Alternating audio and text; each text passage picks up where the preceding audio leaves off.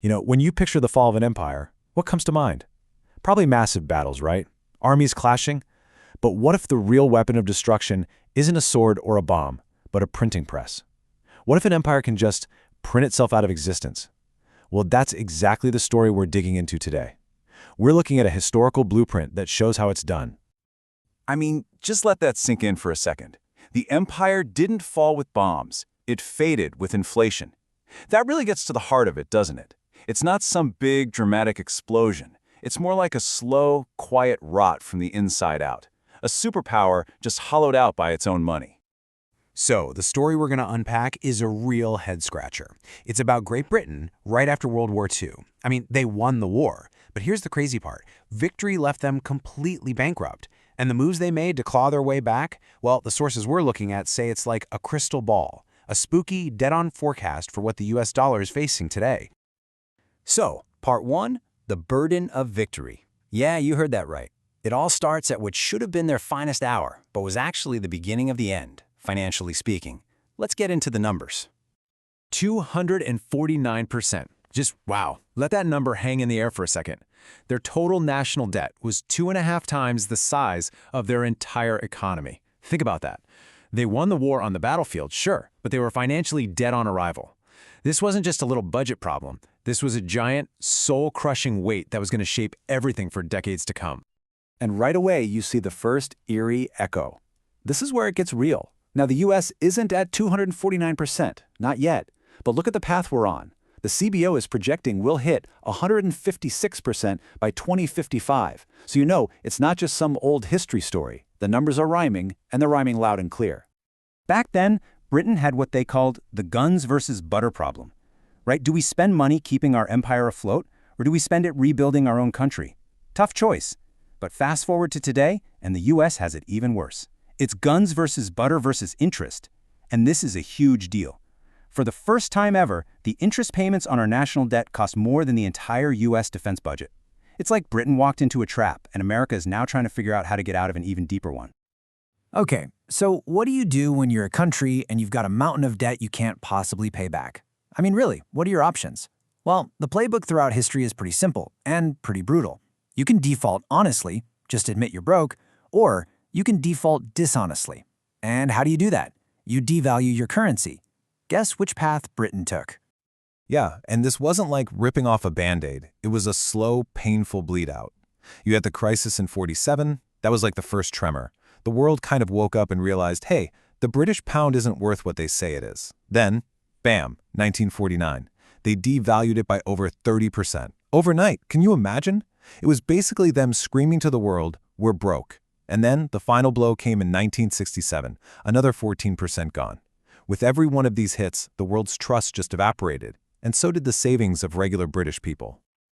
And here's the kicker. This is what the government was telling people. After that huge 1967 devaluation, the Prime Minister, Harold Wilson, gets on TV and says this. He says, the pound in your pocket has not been devalued. I mean, technically a £1 note still said £1 on it, but that's a clever trick, right? It was an economic lie.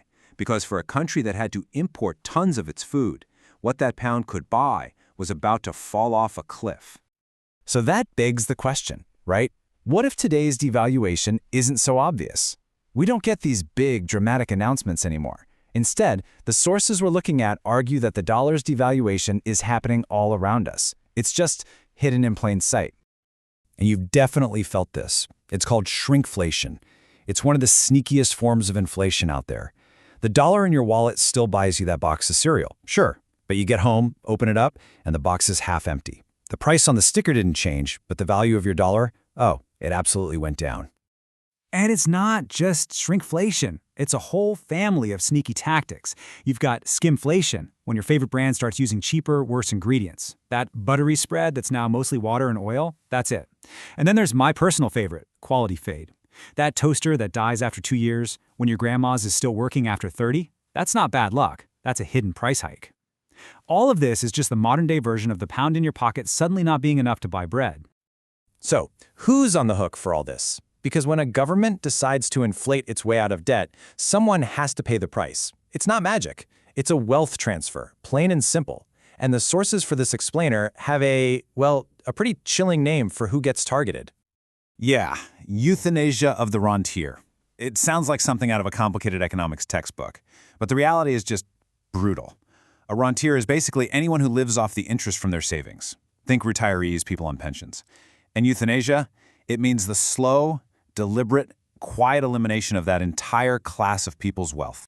And let's be crystal clear, in post-war Britain, this wasn't some unfortunate side effect. It was the plan. It was a ruthless, cold calculation. With a debt that massive, the government simply couldn't afford to pay its savers a decent return. So they did something called financial repression.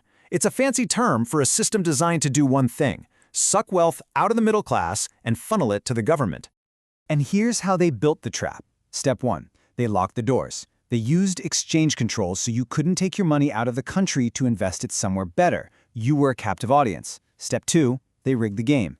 They offered government bonds that paid less than the rate of inflation. That means you were guaranteed to lose money, lose purchasing power every single year. And step 3, they forced the big players, banks, pension funds, to buy these junk bonds. It was a perfect, inescapable machine for draining wealth. The human toll was just devastating. You had an entire generation of patriot Brits who bought war bonds to support their country, only to see those savings turn to dust because of inflation. There was this thing called a consul, supposed to be the safest investment on Earth, and its value just collapsed by more than 70%. This created a whole new class of people in what they called genteel poverty. We're talking retired teachers, military widows, people who did everything right, who saved their whole lives, now suddenly unable to even heat their homes. Their savings were just gone, wiped out by the very government they'd fought to protect. Which brings us to the big finale, the final act. We've laid out the British blueprint. So now for the $1 million, or maybe $1 trillion question, is history rhyming again? How does the US today stack up? Okay, let's just put it all side by side. The blueprint, then versus now. Debt to GDP, Britain peaked at 249%, the US is at 124% and climbing. That interest versus defense spending problem? Check. Interest costs are now bigger than defense. Devaluation? Okay, Britain's was a sudden shock. Ours is that slow, stealthy erosion through shrinkflation. But the policy response? Financial repression. And the primary losers? Middle-class savers. You look at this chart, the parallels are just, they're impossible to ignore. And you know what else is identical? The official story, what the people in charge tell you. In 1967, you had the Prime Minister saying, "The pound in your pocket is fine." In 2021, you had the Federal Reserve telling us all that inflation was just transitory, don't worry about it. In both cases, the sources say it's the same playbook. Tell the public everything's okay to buy yourself some time while the value of their money quietly goes up in smoke. Because at the end of the day, this isn't about left or right. It's not about politics. It's just math. And this quote really says it all. Debt is destiny.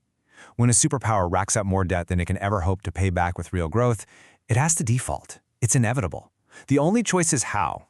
Do you do it honestly, or do you do it dishonestly by devaluing the currency?